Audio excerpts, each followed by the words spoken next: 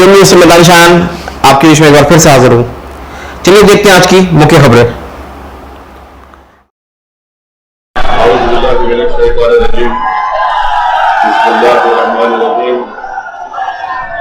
अस्सलामु अलैकुम वरहमतुल्लाहि वबरकातुहू। मोहतरम जनाब शौकत साहब सदर उत्तर प्रदेश मजलिस इत्तेहादुल मुस्लिमीन से नशीन पर तशरीफ फरमा जिला सदर वसीम अहमद साहब, मोहतरम जनाब मरहूम आलम साहब, महताब चौहान साहब, जनाब फरहान जुबैरी साहब, मंसूर अली खान साहब, हमारे भाई मोहतरम जनाब पवन राव अम्बेडकर साहब, गुलाम साबिर साहब, इमरान साहब, मौजूद उलमा इकराम, मौजूद हाज़रीन इकराम, बुजुर्गान मिल्लत, मेरे गयूर नौजवान साथियों, मैं आप तमाम का बेहद शुक्रगुजार हूं कि आपने अपना कीमती वक्त निकालकर आज के मजलिस इत्तेहादुल मुस्लिमीन के इस जलसे में शिरकत की। ये मेरे लिए बड़ी ही इज्जत की बात है कि मैं एक तारीखी मुकाम में यहाँ पर आकर आपके दरमियान में खड़े होकर मुझे कुछ कहने का मौका मिल रहा है। ये वो सरजमीन है जिसने इल्म की शमा को रोशन किया। ये वो सरजमीन है जहां से सारी दुनिया तक और सुबह क़यामत तक तौहीद का पैगाम आम होता रहेगा। ये वो सरजमीन है जहां से उलमा किराम ने निकलकर जहालत का और शिरक का खात्मा किया। ये वो सरजमीन है मेरे अज़ीज़ान मिल्लत जहां से अंग्रेजों के खिलाफ बगावत का ऐलान किया गया था। ये वो सरजमीन है जहां से हमारे मौजूद उलमा किराम ने अंग्रेजों को इस मुल्क से गुलामी से आजाद कराने के लिए अंग्रेजों के खिलाफ जिहाद का फतवा दिया। ये मेरे लिए बड़ी खुशकिस्मती है और मेरे लिए बड़ी अच्छी बात है कि मैं आज यहाँ पर आपके दरमियान में आया हूँ। मैं शुक्रगुजार हूँ उन तमाम जिम्मेदारों का जिन्होंने इस जलसे को कामयाब करने के लिए बड़ी मेहनत की और आपका यहाँ पर मौजूद रहना इस बात का पैगाम देता है कि इंशाअल्लाह ताला उत्तर प्रदेश में मुसलमानों में एक नई तब्दीली पैदा हो चुकी है और इंशाअल्लाह ताला उत्तर प्रदेश में अब के बाद इंशाअल्लाह ताला मुसलमान अपनी एक सियासी क़यादत को बनाएंगे और मुसलमान मुत्तहिद होकर अपने वोट का इस्तेमाल मजलिस इत्तेहादुल मुस्लिमीन के हक में करेंगे। मेरे अजीज दोस्तों और बुजुर्गों, मैं आपसे ये गुजारिश करने आया हूँ कि उत्तर प्रदेश की सियासत आप मुझसे अच्छा जानते हैं। पिछले 50-60 साल से मुसलमानों ने उत्तर प्रदेश ने जरूर भारत की जमहूरियत को और उत्तर प्रदेश की जमहूरियत को मजबूत किया। हमारे बुजुर्गों ने भारत की जमहूरियत को मजबूत करने के लिए अपना खून पसीना बहाया। हमने अपने वोट का इस्तेमाल किया और हमने मुख्तलिफ सियासी पार्टियों को इक़्तिदार से नवाजा। बरसों आपने कांग्रेस का साथ दिया, उसके बाद चौधरी चरण सिंह ने लोकदल बनाई, आपने उनका भी साथ दिया।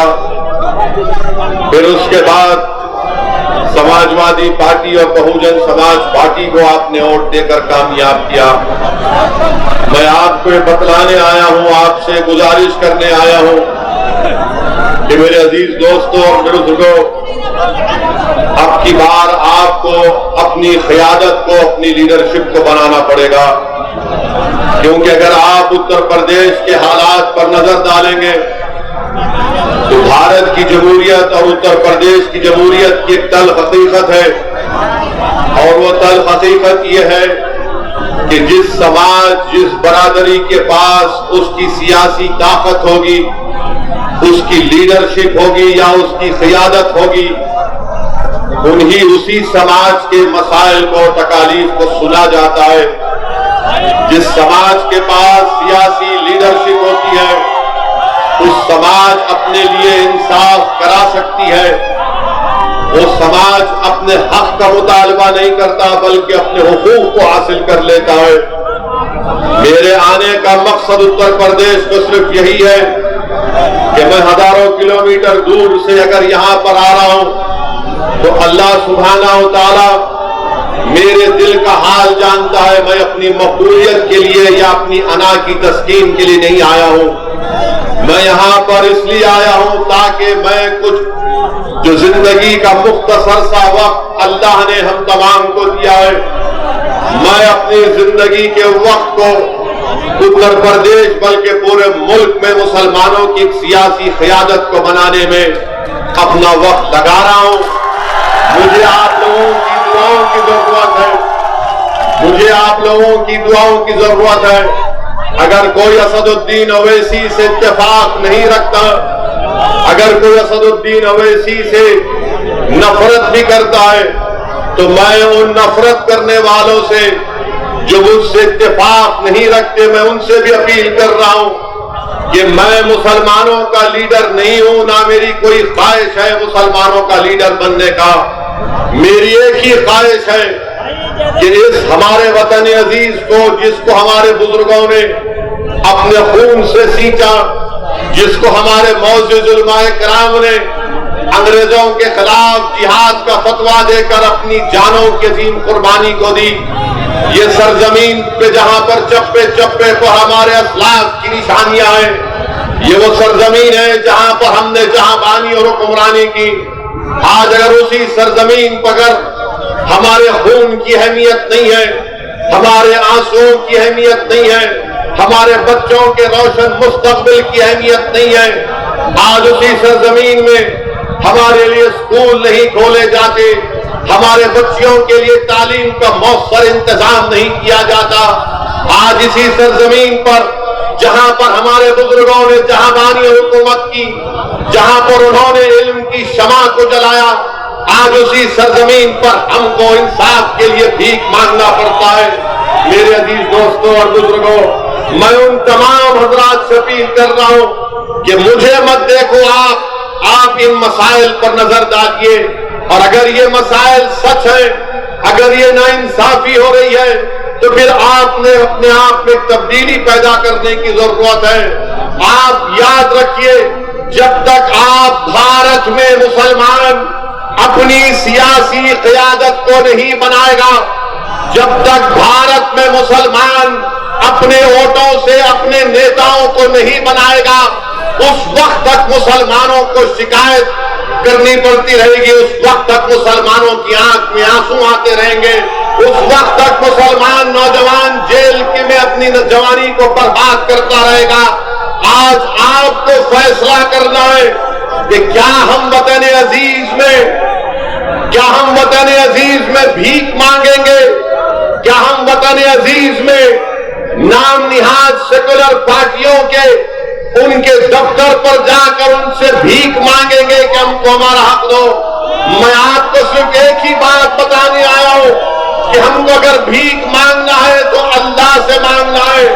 अल्लाह हमारे लिए काफी है, अल्लाह हमारे लिए काफी है। हस्बुनल्लाहु व निअमल वकील। अगर हमको अपना हक हासिल करना है, मुत्तहिद हो जाओ, अपने अपने मसलक पर जरूर चलो, मगर याद रखो, मैं बार बार इस बात को कह रहा हूं कि यह मुल्क हमारा है और हमारा रहेगा, मगर हमारे इस मुल्क में जो अंधेरा छा चुका है, ये रात बड़ी लंबी रहने वाली है। मैं आपको मायूस करने के लिए नहीं कह रहा हूं, मैं आपको हकीकत बता रहा हूं। मैं आपके सामने खड़े होकर कोई सब्ज़बार नहीं दिखा रहा हूं, मैं कोई जादूगर नहीं हूं। मैं भी एक इंसान हूं जिसमें बहुत सी कमजोरियां हैं, मगर अल्लाह ने जो मुझे काबिलियत दी, जो अल्लाह ने मुझे सोचने और समझने का सलीका सिखाया, जो मैंने अपने बुजुर्गों के पैरों के पास बैठकर दीन और सियासत को सीखा, मैं उस तजुर्बे की बुनियाद पर आपके दरमियान में खड़े होकर अपने दिल में छुपे हुए गम को आपके सामने रख रहा हूं कि भारत के मुसलमानों को एक सियासी ताकत बनना पड़ेगा, तभी भारत मजबूत होगा, तभी भारत की जमहूरियत मजबूत होगी, तभी मुसलमानों से इंसाफ होगा। तो आप मुझसे इत्तेफाक नहीं रख सकते, मैं आपको सलाम करता हूं। आप मुझे पसंद नहीं करते, मैं आपकी इज्जत करता हूं।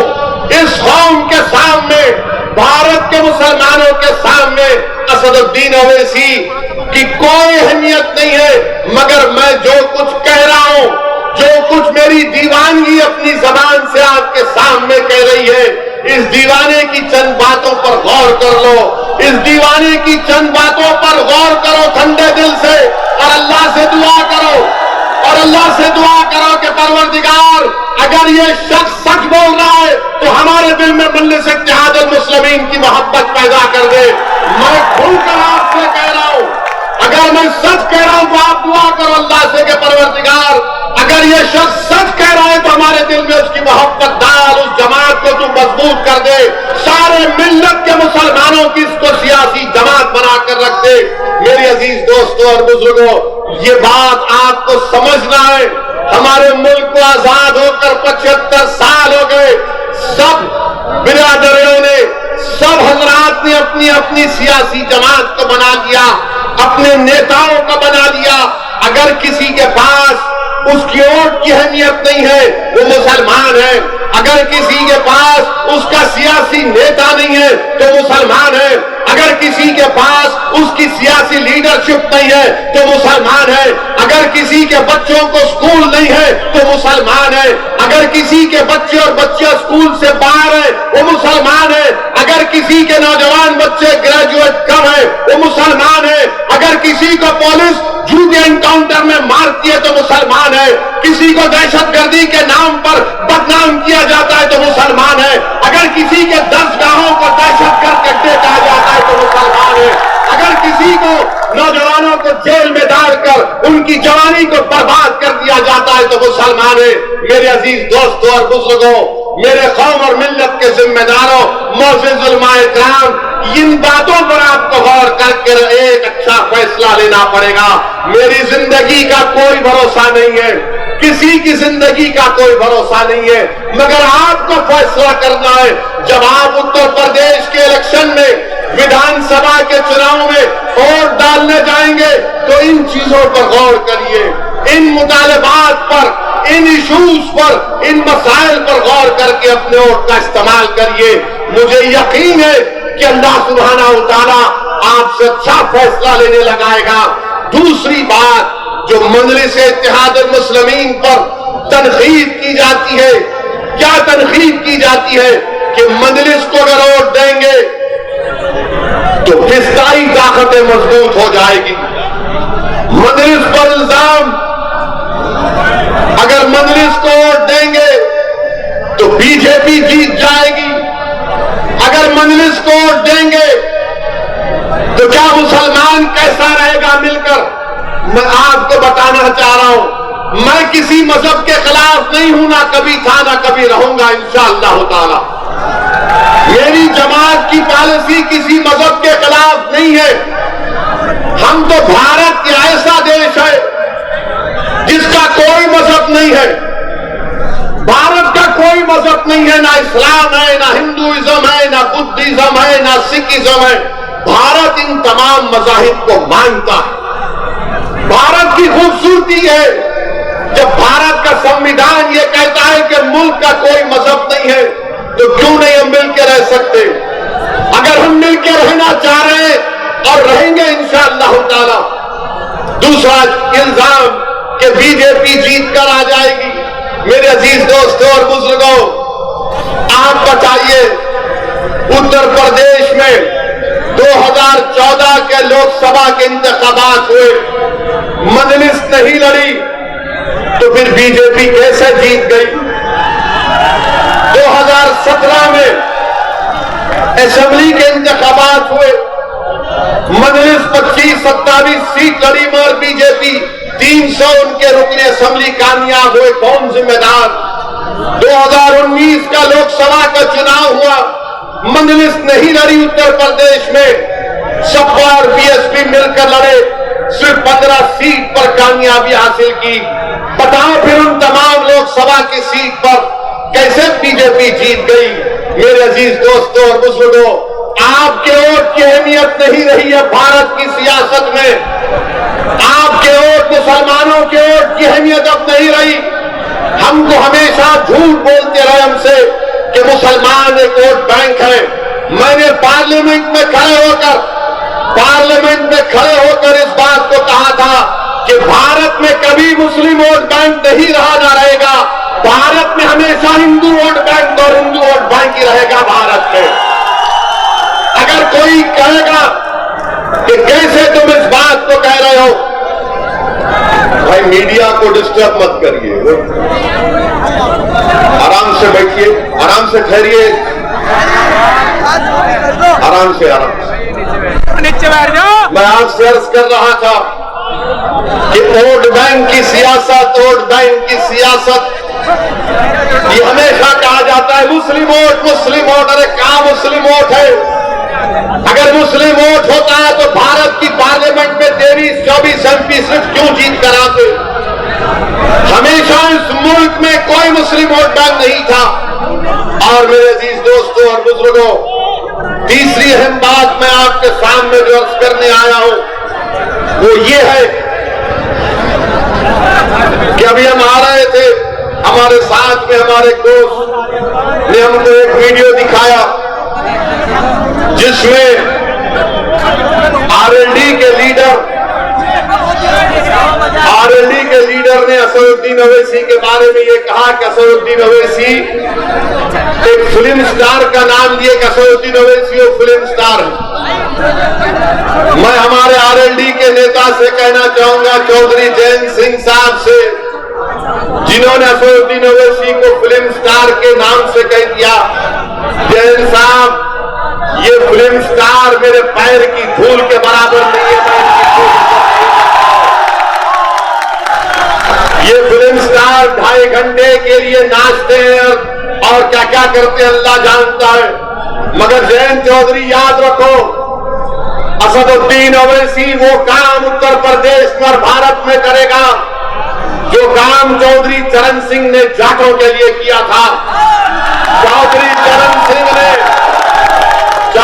चरण सिंह ने उत्तर प्रदेश के जाटों को एक सियासी ताकत बनाया। मैं तुमसे वादा कर रहा हूं, इंशाअल्लाह ताला अल्लाह मुझे जब तक जिंदा रखेगा, मैं उत्तर प्रदेश और भारत के मुसलमानों को एक सियासी क़यादत बनाकर इंशाअल्लाह होगा। ये हमारा मकसद है, ये हमारा मकसद है। और ये लोग क्या समझते हैं कि असदुद्दीन ओवैसी के भाषण को सुनने लोग आते हैं और वो भाषण को सुनकर वोट में तब्दील नहीं होता। मैं आज आपसे एक सवाल करूंगा कि आने वाले विधानसभा में जितने लोग आए अपने दिल पर हाथ रखकर सच्चाई से बताइए, क्या आप मजलिस के पतन के निशान पर वोट देंगे नहीं देंगे? आप मजलिस का साथ देंगे? क्या आप पतन को वोट देंगे? इंशाअल्लाह ताला। सुन लो बोलने वालों, आज तुम देख लो एक तब्दीली उत्तर प्रदेश में पैदा हो चुकी है। उत्तर प्रदेश में मुसलमान अपनी सियासी क़यादत को बनाएगा और इंशाअल्लाह। मेरे अजीज दोस्तों और बुजुर्गों, और फिर चौथी बात कि हम पर इल्जाम लगाया जाता है बीजेपी की तरफ से, समाजवादी की तरफ से, बीएसपी की तरफ से। मेरे अजीज दोस्तों और बुजुर्गों, समाजवादी पार्टी के नेता अखिलेश यादव भी सहारनपुर को आए थे ना सहारनपुर को। ईमानदारी से एक सवाल का जवाब दे दीजिए। क्या अखिलेश यादव के मंच पर डाइस पर आपने कोई मुस्लिम नेता को देखा? क्या आपने अखिलेश यादव के मंच पर कोई मुस्लिम नेता को देखा सहारनपुर में? मैं बता रहा हूं मुस्लिम नेता कहां पर बैठे थे। मेरे पास फोटो है मुस्लिम नेताओं की, मैं डालना नहीं चाहता। वो मुस्लिम नेता किसी दूर एक खेत में दरी बिछाकर बैठे थे। समाजवादी पार्टी के सरबराह अखिलेश यादव सहारनपुर को आते और उनके मंच पर मुसलमान नहीं बैठता। उनका नेता किसी दूर खेत में एक पेड़ के साए में दरी बिछाकर फलियां खाकर बैठा था। कि नेताजी जब भैया जी जाएंगे हाईवे पे गाड़ी रोककर नमस्ते कर लेंगे। आप बताइए, जो अपने मंच पर मुसलमानों को नहीं बिठाता, तो अब कल समाजवादी पार्टी के लोग बोलेंगे नहीं नहीं, कल आजमगढ़ में अखिलेश यादव ने मुस्लिम नेता को बिठाया था। तो हाँ बिठाया था। 80 साल का एक एमएलए आजमगढ़ का किस पर बिठाया? मंच पर, स्टूल के ऊपर बिठाया। स्टूल के ऊपर बिठाया तुमने और सबको सोफे के ऊपर बिठाया। मेरे जहां पर तुमको मंच पर जगह नहीं है बैठने की, और अगर बैठने की जगह है तो स्टूल पर बिठाया जाता। मैं मुस्लिम कायदीन से कहूंगा कि छोड़ो समाजवादी पार्टी को, तुम असदुद्दीन ओवैसी के कंधे पर बैठ जाओ। मैं तुमको तुम मेरे कंधे पर खड़े हो जाओ, तुम मेरे बाजुओं पर खड़े हो जाओ। तुम पर मेरी जिंदगी कुर्बान, अगर मेरी लाश भी तुमको फायदा पहुंचाती तो इस्तेमाल करो। मगर एक सियासी ताकत बनो, एक सियासी कुव्वत बनो। याद रखो अज़ीज़ान मिल्लत, मैं उत्तर प्रदेश के मुसलमानों से भीख मांग रहा हूं। 60 साल हो गए मेरे अजीज दोस्तों। एक तब्दीली पैदा करना पड़ेगा आपको, एक तब्दीली पैदा करना पड़ेगा आपको। अब नहीं चलने वाला ये सेकुलरिज्म का झूठा नारा, अब नहीं चलने वाला ये सेकुलरिज्म की तमाम झूठी बातें। सेकुलरिज्म के नाम पर अगर किसी को धोखा दिया गया तो उस कौम का नाम मुसलमान है। सेकुलरिज्म के नाम पर अगर किसी को गरीबी उसका मुकद्दर बना दिया गया तो तमाम सियासी पार्टियां हैं। मेरे अजीज दोस्तों और बुजुर्गों, आज आपसे मैं अपील करने आया हूं कि मुत्तहिद हो जाइए, मुत्तहिद हो जाइए, अपनी जमात से वाबस्ता हो जाइए, अपनी एक सियासी क़यादत को बनाइए। कोई नेता आसमान से नहीं आएगा, कोई नेता जमीन से निकल कर नहीं आएगा, मगर ये अल्लाह की जमीन पर जो हम है, अल्लाह ने हमको दिमाग दिया, सोचने और समझने का सलीका दिया, उसको इस्तेमाल करो। कौन है हमारा नेता? देख लो आप। कहां है तुम्हारी आवाज? तुम खुद ढूंढ रहे हो अपनी आवाज को सुनने के लिए। तुम अपनी एक ऐसी आवाज को सुनने के लिए तड़पते हो जो तुम्हारे दिल में छुपे हुए दर्द और तकलीफ को बयान कर सके। मैं आपसे वादा कर रहा हूं कि मजलिस इत्तेहाद मुस्लिमीन को आप कामयाब करिए। सेकुलरिज्म मजबूत होगा, मजलिस के अगर कैंडिडेट कामयाब होते हैं, देश मजबूत होगा। अगर मजलिस के एक सियासी क़यादत आप बनाते हैं, देश को ताकतवर कैसे बनाएंगे आप? जब भारत की सबसे बड़ी अक़लियत 14% मुसलमान का कोई सियासी नेता नहीं, कोई पॉलिटिकल लीडरशिप नहीं है, उसकी कोई वोट की अहमियत नहीं है। क्यों वोट की अहमियत नहीं है? क्योंकि बीजेपी और आरएसएस ने ये बता दिया आपको कि वो आपके वोट के बगैर भी हुकूमत बना सकते हैं। ठीक है, वो बना रहे, तो क्या तुम अपने उत्तर प्रदेश में 20 एमएलए को नहीं जिता सकते? क्या 20 को नहीं जिता सकते? क्या 20 एमएलए को कामयाब नहीं कर सकते? जब 300 एमएलए बीजेपी के जीतते हैं तो क्या उत्तर प्रदेश के मुसलमान खालिस अपने वोट से 20 एमएलए को कामयाब क्यों नहीं कर सकते? कर सकते हैं। सिर्फ हौसले की जरूरत है, एतमाद की जरूरत है, बहादुरी की जरूरत है, और बेखौफ होकर अपने वोट का इस्तेमाल करो। जब तुम्हारी क़यादत बनेगी तो तुम्हारा हक उस पर पहुंचेगा, वो दौड़ता हुआ तुम्हारे दरमियान में आकर खड़ा हो जाएगा। मगर अगर आप किसी और पार्टी के एमएलए को वोट देंगे तो वो उस पार्टी का मोहताज रहेगा, वो उस पार्टी जो कहेगी उस पर अमल करना पड़ेगा। मैं आपसे वादा कर रहा हूं कि मजलिस के विधायक एमएलए जब जीतेंगे उन पर कोई रोक टोक नहीं होगा। पूरी तरह उनसे कहा जाएगा कि बेबाक होकर मजलूमों की आवाज उठाओ, बेबाक होकर इंसाफ का मुतालबा करो, बेबाक होकर जालिम से पंजा आजमाई करो। डरो मत, जिंदगी एक ही बार अल्लाह देता है, जिंदगी का सही इस्तेमाल करो। जब तुम और हम कब्र में जाओगे तो तश्नगी नहीं रहना कि काश मैं मुसलमानों के लिए कुछ ऐसा कर लेता। मैं तुमसे कह रहा हूं उस तश्नगी को मिटा दो और मजलिस का साथ दो, आप देखोगे कि तब्दीली पैदा होगी इंशाअल्लाह। मेरे अजीज दोस्तों और बुजुर्गों, हम पर इल्जाम लगाने वालों पर मैं एक ही बात उनसे कहूंगा कि मजलिस पर इल्जाम आप लगाते हैं। मैं मुसलमानों के इंसाफ की बात करता हूं।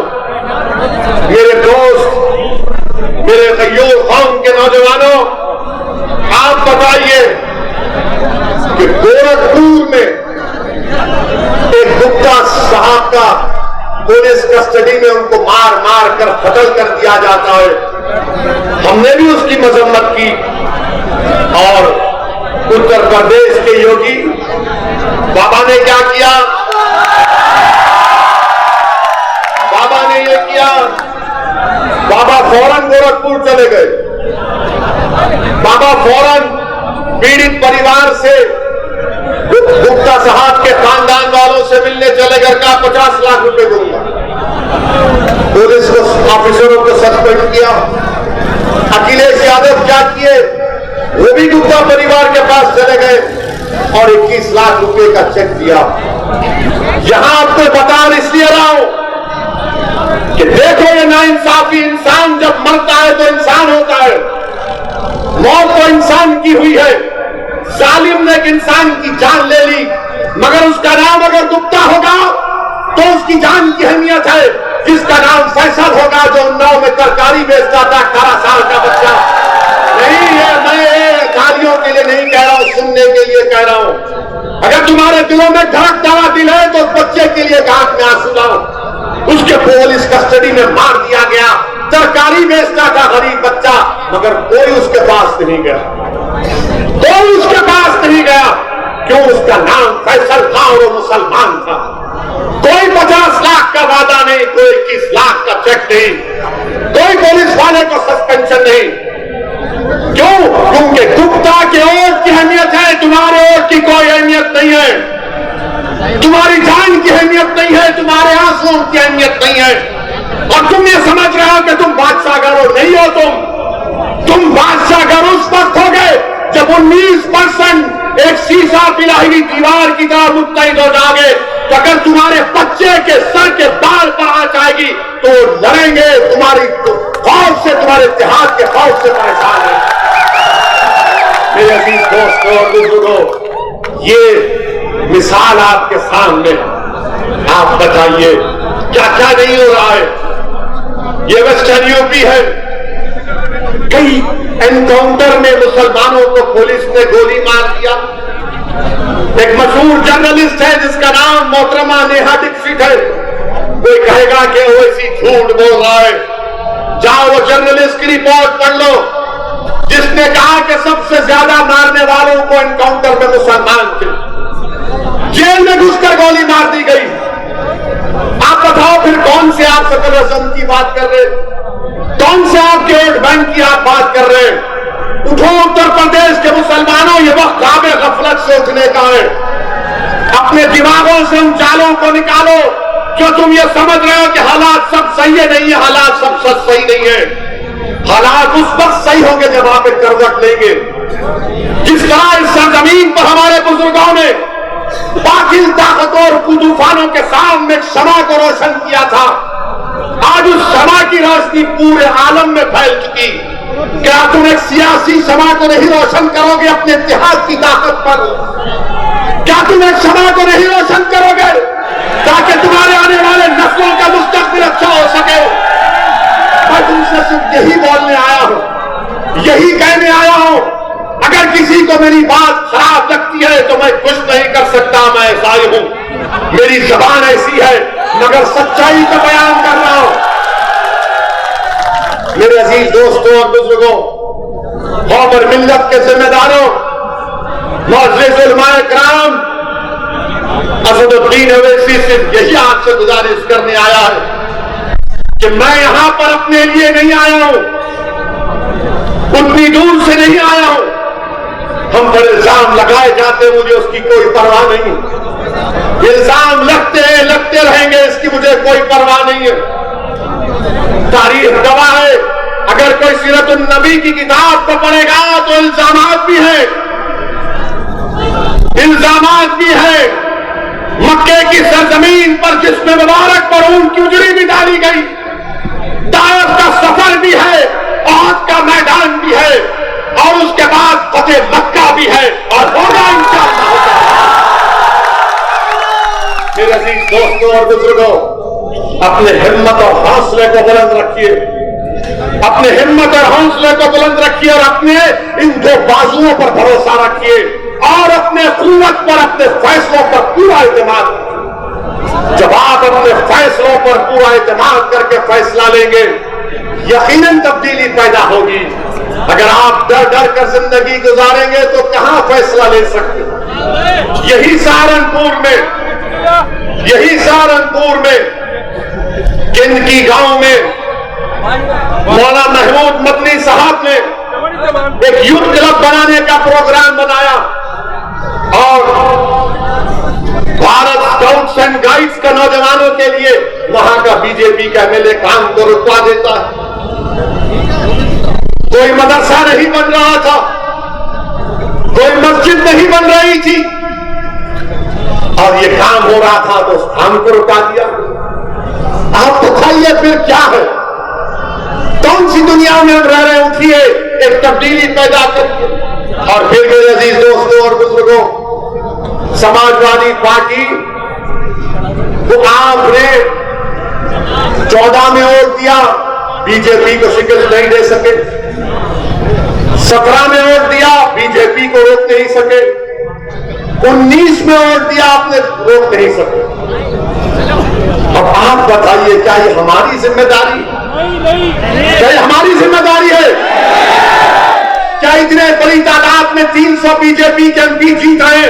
मैं जिम्मेदारी के साथ कह रहा हूं कि भारत के मुसलमानों में सिर्फ 6% मुसलमानों ने 14 में और 19 में बीजेपी को वोट दिया, और 94% ने बीजेपी के खिलाफ वोट दिया। तो भारत के मुसलमानों को समझना पड़ेगा कि अपने वोट की अहमियत को समझो, अपने वोट की अहमियत को समझो। अगर तुम अपना वोट अपनी पार्टी के लिए इस्तेमाल करोगे, अगर तुम अपना वोट अपनी पार्टी के लिए इस्तेमाल करोगे, तो ये तमाम नाम निहाद सेकुलर पार्टी जो मुसलमानों को अपना गुलाम और कैदी समझते हैं, इनके दिमाग जो आसमानों पर है, जमीन पर आकर तुम्हारे पैर पर गिरकर भीख मांगेंगे। अगर ये जानते हैं, ये तमाम कांग्रेस, ये समाजवादी क्या कहते हैं, कहां जाएगा मुसलमान, कहां जाएगा मुसलमान। तंज के तौर पर कहते थे मुझे, जब मैं पहली मरतबा एमपी बनकर गया 2004 में, ये तमाम पार्टी के लोग कहते थे, जब मैंने महाराष्ट्र से अपने सियासी सफर का आगाज किया, नांदेड़ की सरजमीन पर कामयाबी मिली, तो तंज करते थे, ओवैसी मुसलमान के पास कोई विकल्प नहीं है सिवाय हमारे, और तुम नहीं जानते मुसलमान सिर्फ हमको ही वोट देता है। अगर मुसलमान को बीजेपी को रोकना है तो हमको वोट देगा, वो हमको छोड़कर नहीं जाएगा। किसी ने कहा कि असदुद्दीन ओवैसी, हमने मुसलमानों के दिमागों पर कब्जा करके रख लिया। किसी ने कहा कि हमने मुसलमानों के दिलों में खौफ को पैदा कर दिया। किसी ने कहा कि हमने मुसलमानों को एक जिंदा लाश बनाकर रख दिया कि वो अपने हक के लिए फैसला नहीं लेगा जब तक कि हमसे ना पूछ ले, क्योंकि हम उसके सियासी आका हैं। मैं आपसे कहने वाला हूं कि हमारा कोई सियासी आका नहीं है, हमारा कोई हकीकी में आका है तो मोहम्मद सल्लल्लाहु अलैहि वसल्लम। अगर हम किसी के गुलाम हैं तो नबी पाक सल्लल्लाहु अलैहि वसल्लम के गुलाम हैं। अगर हम किसी के वास्ते दिल में मोहब्बत रखना है तो रहमतुल आलमीन के लिए मोहब्बत रखना है।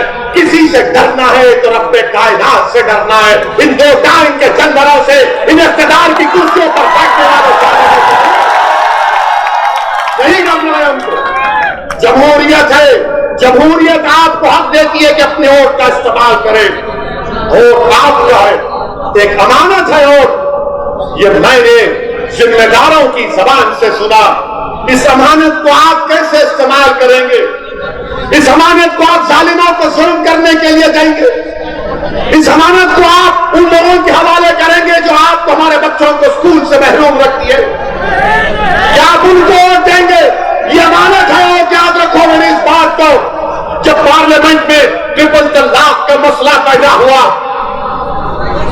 जब पार्लियामेंट में ट्रिपल तलाक का बिल लाया गया, आपके ऊपर छोड़ता हूं, किसने 3 मरतबा मोदी ने पार्लियामेंट में बिल लाया तो 3 मरतबा किसने दलाइल के साथ मुल्क के आईन और संविधान के दायरे में रहकर उस कानून की धज्जियां किसी ने उड़ाई तो उसका नाम मजलिस इत्तेहाद मुस्लिमीन। बल्कि ये जिस सरजमीन से आज असदुद्दीन ओवैसी को बोलने का मौका मिल रहा है, ये उलमाओं की सरजमीन। यही यहां से कांग्रेस के मरहूम एमपी साहब थे, अल्लाह उनको जन्नत फिरदौस में मुकाम अता करे। जब मैंने जाकर उनसे पूछा कि मौलाना आप तो एमपी भी हैं और आलिम दीन भी हैं, आपने क्यों नहीं बोला ट्रिपल तलाक? मेरे आंख में आंसू थे कि मौलाना आपने क्यों नहीं बोला? आप तो आलिम दीन है, क़ाल अल्लाह क़ाल रसूल अल्लाह आपके सीने में। तो मौलाना ने मेरा हाथ पकड़कर कहा कि क्या कहूं, मेरी पार्टी के लोगों ने मुझे रोक दिया, बोलने नहीं दिया। आप बताओ फिर कौन बोलेगा? आप कहेंगे नहीं ये दीवाना है, ऐसी कहेगा नहीं मैं यहां पर इसलिए आया हूं कि मुझसे बेहतर हजारों की तादाद में बोलने वाले पैदा हो जाएं, जो पार्लियामेंट उत्तर प्रदेश के असेंबली में जाकर उत्तर प्रदेश के जरा दीवार को हिला के रखे आपके इंसाफ के। मेरे अजीज दोस्तों और बुजुर्गों, ट्रिपल तलाक का कानून ये बना तो दिए, मोदी बना तो दिए, मगर क्या हासिल हुआ? क्या हासिल हुआ? मैंने उस वक्त भी कहा था देश में अगर कानून बनाना है महिलाओं के लिए, खवातीन के लिए, वो कानून बनाइए जो शख्स शादी तो करता है मगर बीवी उसके घर में नहीं रहे, जो शख्स शादी तो करता है मगर बीवी को भगा देता है। मैंने पार्लियामेंट में उठकर कहा था कि तुम आज ये जो गलत काला कानून बना रहे हो, जो हमारी शरीयत में मदाखलत कर रहे हो, देखना मुल्क में लोग अपनी बीवियों को, अपनी पत्नियों को घरों से मार कर निकाल देंगे, उनका हक नहीं देंगे। तो तमाम लोगों ने मुझ पर हंसा, आज वही दुनिया देख रही है। शादीशुदा है मगर बीवी घर में नहीं है। आपको मालूम भारत में ऐसे 32 लाख महिलाएं जो शादीशुदा है मगर अपने पति परमेश्वर के साथ नहीं। बताओ बीजेपी वालों ये सच है या झूठ है? बताओ। हम पर इल्जाम लगाने वालों सुन लो, एक और भड़काऊ भाषण हो रहा है। बताओ बीजेपी वालों, क्या ये बात सच नहीं है कि पति के साथ पत्नी नहीं है? क्यों नहीं है? आपको चाय बनाने की जरूरत नहीं पड़ती, कम से कम वो चाय बना। मगर इस पर भी अब शाम में 6 बजे से ये मीडिया वाले हमारा निकाह शुरू कर देंगे। ओवैसी ने इनके बारे में ऐसा कह दिया। मैं तो कहा कि चाय बनाने में मदद मिल सकती है, बगैर दूध की पीता हूं अच्छा लगता है। हमारे घर में खाली चाय मिलती है, बाकी सब हमको करना पड़ता, क्योंकि हमारे पास मामला ये है कि ज्यादा हम बोलते हैं तो घर में हमारी जबान नहीं चलती, हमारा इख्तियार सिर्फ चाय पर रुक जाता है। मगर वो ये बेचारे तो उससे भी महरूम है। ट्रिपल तलाक का कानून 3 मरतबा आया। क्या कहा दूसरे पार्टियों ने? उठाकर रिकॉर्ड देखो समाजवादी पार्टी ने क्या कहा था, उठाकर रिकॉर्ड देखो कांग्रेस ने क्या कहा था। मेरे अजीज दोस्तों और बुजुर्गों, ये अपनी बात दिल से निकाल दो कि नहीं ओवैसी है, नहीं ओवैसी जिंदगी खत्म हो जाएगी तो क्या तुम मुझसे बेहतरीन काबिल लोगों को नहीं पैदा करोगे? ये आपका काम है और इंशाअल्लाह अल्लाह पैदा करेगा।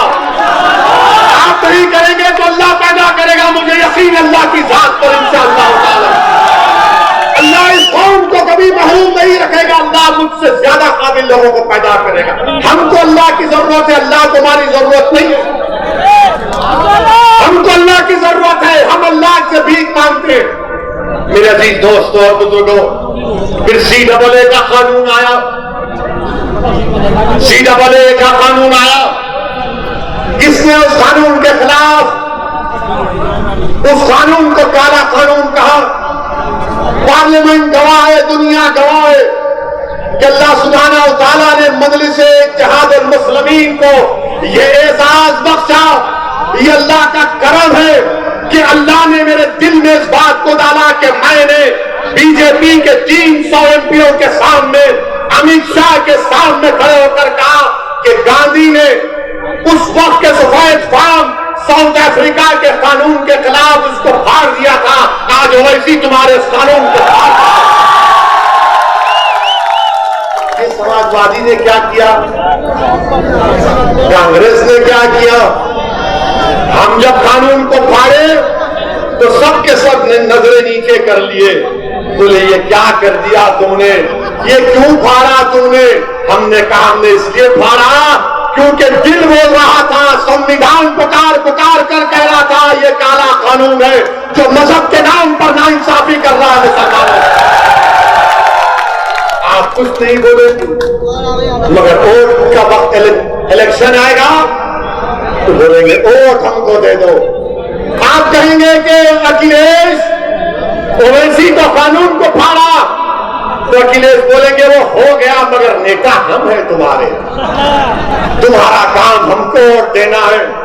आप पूछेंगे अखिलेश समाजवादी कांग्रेस UPSP जब ट्रिपल तलाक का कानून आया तो बोलेंगे हाँ वो मुसलमान है वही तो बोल सकता, हम काहे बोलेंगे?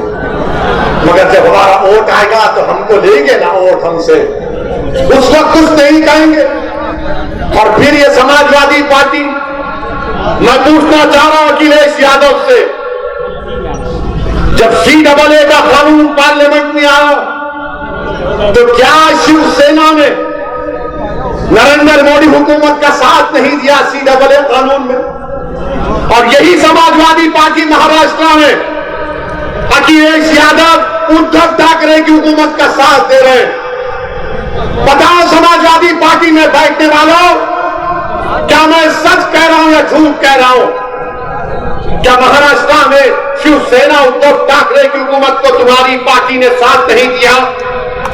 CAA के कानून में जो भारत के मुसलमानों को स्टेटलेस बनाना चाहते थे, आपने उनकी तायीद की। मेरे अजीज दोस्तों और बुजुर्गों, ये अमित शाह का लाया हुआ काला कानून, ये मोदी की हुकूमत का लाया हुआ काला कानून, मैं सलाम करता हूं भारत के मुसलमानों को, मैं सलाम करता हूं उत्तर प्रदेश, सहारनपुर और तमाम भारत के इलाकों के मुसलमानों को, और खास तौर से हमारी बहादुर माओं और बहनों को जिन्होंने CAA कानून के खिलाफ एहतजाज किया, रोड पर निकल कर आ गए, शाहीन बाग बनाया। मैं सलाम करता हूं आपको। और योगी, अमित शाह और मोदी को कह रहा हूं, दोबारा NPR NRC की बात होगी तो फिर हम निकल कर आएंगे इंशाअल्लाह। मगर ये लोग क्या कर रहे हैं देखिए आप। अमित शाह उत्तराखंड में कल तकरीर किए, देश का होम मिनिस्टर है, वजीर दाखिला है, उत्तराखंड में जाकर अमित शाह अनार शनाब तकते हैं और कहते हैं ये मुसलमान रोड पर जुम्मे की नमाज पढ़ते हैं, रोड पर पढ़ते हैं और ट्रैफिक को रोक देते हैं। अमित शाह साहब, अगर हम जबान खोलेंगे ना तो बहुत सी बातें बता सकते हैं आपको रोड पर क्या क्या होता है, रोड पर क्या क्या होता है बता सकते हैं, मगर आपको तकलीफ क्यों? अगर नमाज 10 मिनट के लिए पढ़ी जा रही है तो आपके पेट में दर्द क्यों हो रहा है? और अगर भारत में जुमे के दिन अगर किसी मुसलमान को नुकसान होगा अमित शाह, तो आप जिम्मेदार होंगे, क्योंकि आपने तकरीर करके अपने उन गुलामों को हुक्म दिया है कि जुमे की नमाज में मुसलमान ऐसा करता है। आपकी जिम्मेदारी होगी अगर जुमे के दिन किसी मुसलमान का बाल गिरना चाहिए। इस तरह का बयान एक होम मिनिस्टर देता है। एक फकीर उठा उत्तराखंड के इलेक्शन को जीतने के लिए, इतनी नफरत क्यों रखता है मुसलमानों से बीजेपी वालों?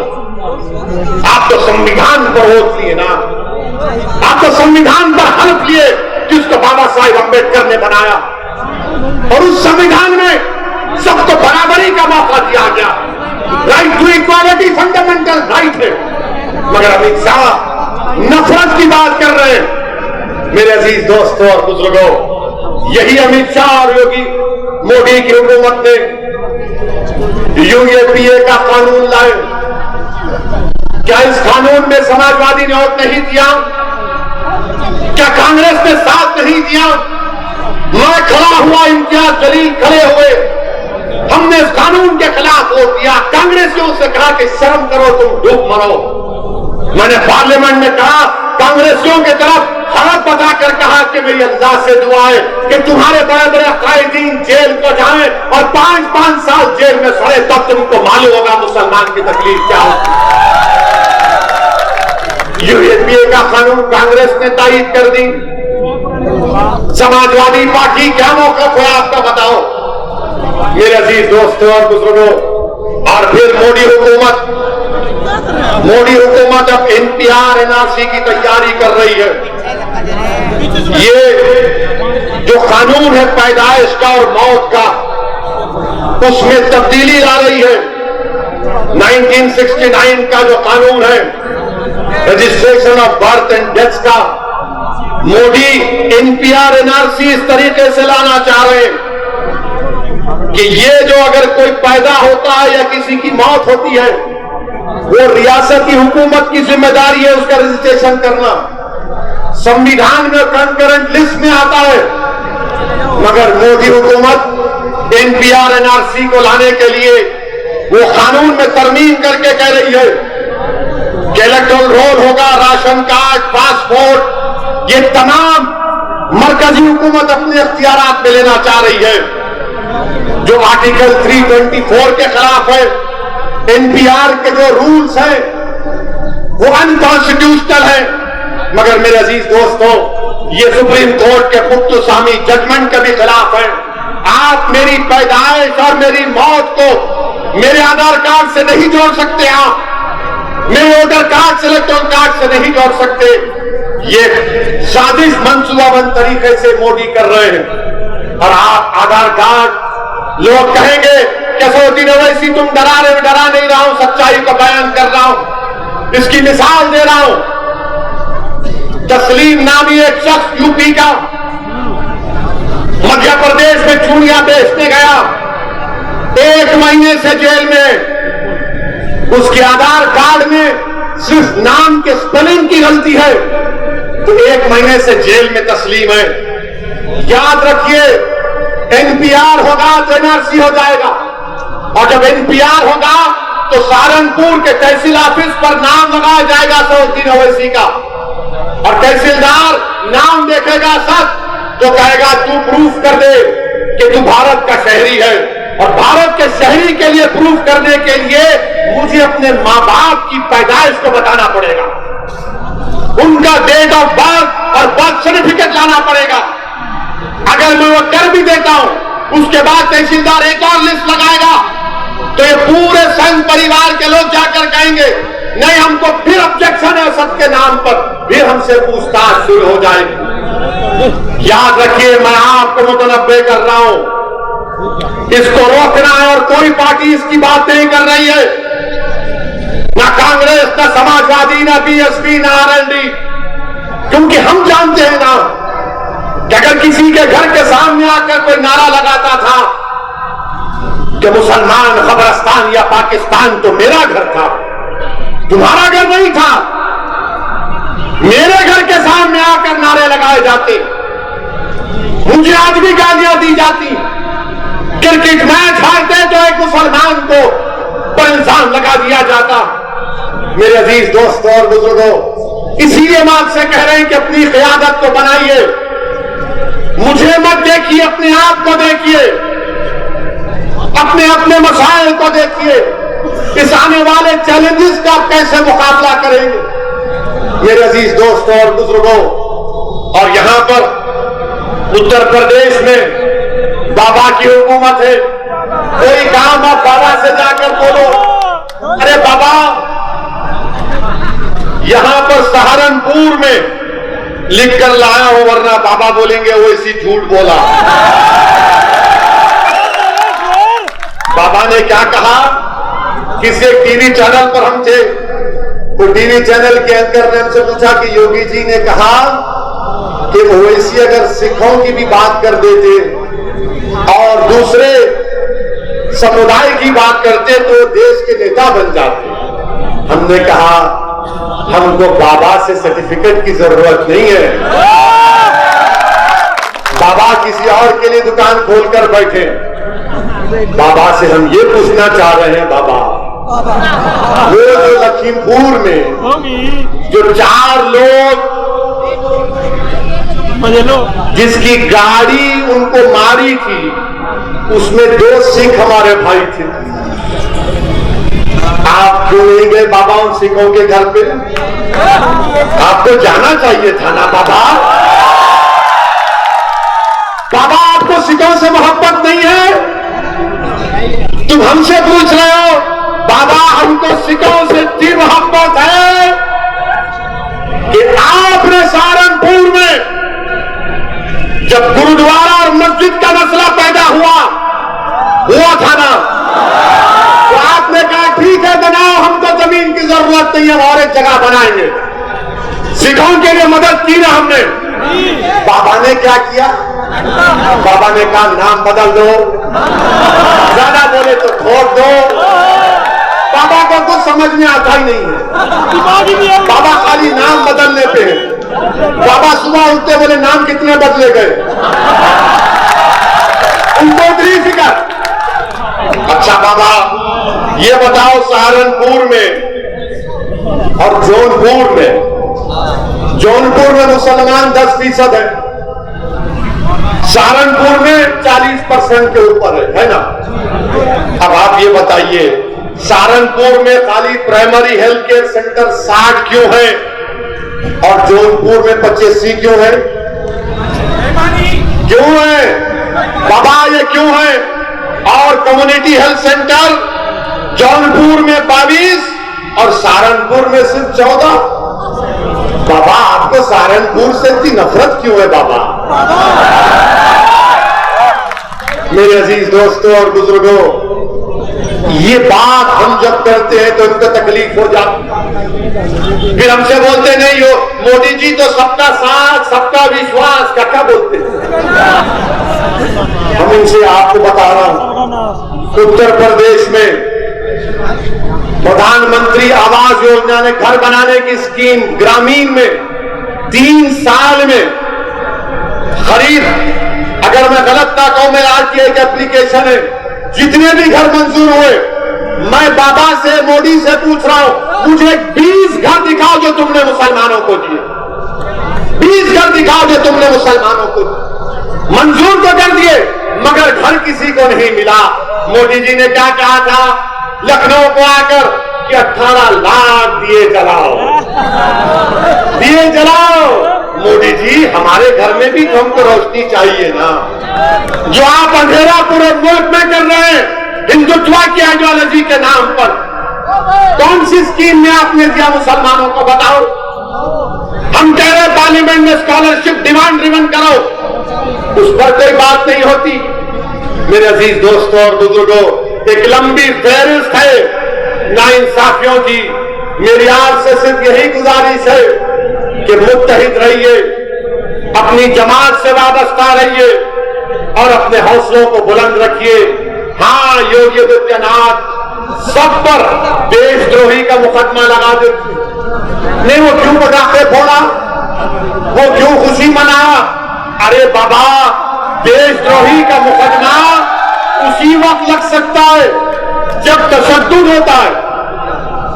और ये यूपी की हुकूमत मुजफ्फरनगर के फसादात में आजादी के बाद 50,000 मुसलमान अपने घर बार को छोड़ दिए, जिन पर मुकदमे आए थे साथियों के ऊपर 1000 मुकदमे कोर्ट में खत्म हो गए। अखिलेश यादव की सरकार थी जब हम कैंपों में सर्दी में कर रहे थे तो अखिलेश यादव सैफई में बंबई से फिल्म स्टारों को बुलाकर नाच गाना देख रहे थे। जब हमको ओढ़ने के लिए रजाई नहीं मिल रही थी तो अखिलेश यादव की सरकार ने बुलडोजर लगा दिए। अब बाबा ने कहा कि जब अखिलेश ने ऐसा किया तो मैं उससे बढ़कर करूंगा, और 70 से ज्यादा मुकदमे योगी आदित्यनाथ की सरकार ने बीजेपी के कायदीन से निकाल दिए जो ऊपर से तक। मेरे अजीज दोस्तों और बुजुर्गों, यही जनगुजारिशात मैंने इखलास के साथ आपके सामने रखा है। मैं आपसे गुजारिश भी करूंगा कि मौलाना कलीम सिद्दीकी साहब के लिए भी दुआ करिए, मौलाना कलीम सिद्दीकी साहब के लिए भी दुआ करिए। ये नहीं बोलेंगे अखिलेश, नहीं बोलेंगे कांग्रेस, नहीं बोलेंगे, नहीं बोल सकते। लफ्ज़ मौलाना जाता है बोलते नहीं, हमारा हम मौलाना है, वो का मौलाना है, हमारे अब्बा मौलाना है बोलेंगे। मगर झूठे केस में उनको डाल दिया गया। इंशाअल्लाह ताला अल्लाह इंसाफ करेगा, अल्लाह इन जालिमों को जलील और रुस्वा करेगा इंशाअल्लाह। मेरे अजीज दोस्तों और बुजुर्गों, हम हुकूमत से भी मुतालबा करते हैं कि पूरे देश की यूनिवर्सिटियों को खोलिया। अरे जलसे हो रहे, अलीगढ़ मुस्लिम यूनिवर्सिटी हो, दिल्ली हो, जे सबको JNU हो, खोलिए। यूनिवर्सिटी को खोलने की जरूरत है। मेरे अजीज दोस्तों और बुजुर्गों, मजलिस को मजबूत करिए, जो मजलिस का उम्मीदवार होगा उसके लिए दुआ करिए और अपनी क़यादत को बनाइए। मैं आपसे यही गुजारिश करने आया हूं, डरने और घबराने की जरूरत नहीं है। जो मुसलमान आज कमजोर है, इंशाअल्लाह ताला अल्लाह कल उनको इज्जत से नवाजेगा, उनको अल्लाह ताकत देगा, इस माशरे में अल्लाह उनको मुकाम देगा और हम अपने असमत रफ्ता को बहाल करके रहेंगे इंशाअल्लाह। तो मेरे साथ नारा लगाइए, नारे तकबीर, नारे तकबीर, नारे तकबीर। अगर आपने हमारे चैनल को सब्सक्राइब नहीं किया है तो हमारे चैनल को सब्सक्राइब करें, कमेंट सेक्शन में कमेंट करना ना भूलें और शेयर करें, बेल आइकन को प्रेस करते रहें। आज के लिए बस इतना ही। देखते रहिए QM न्यूज़।